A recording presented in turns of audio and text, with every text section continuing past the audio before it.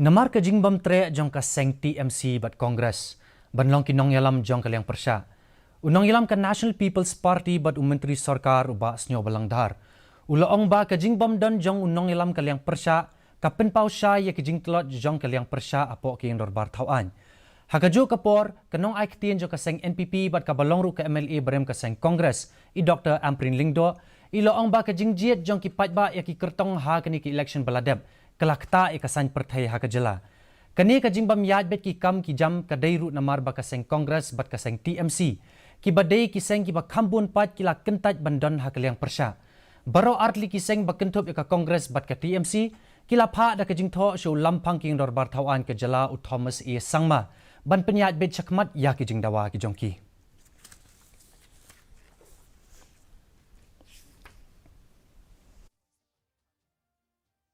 Obviously, it will be affected if they doesn't have even a position that it shows that they are really weak. It seems they are yet to decide on this part also. The state of Meghalaya gave, as a result of the general elections of the state, are also now affecting the political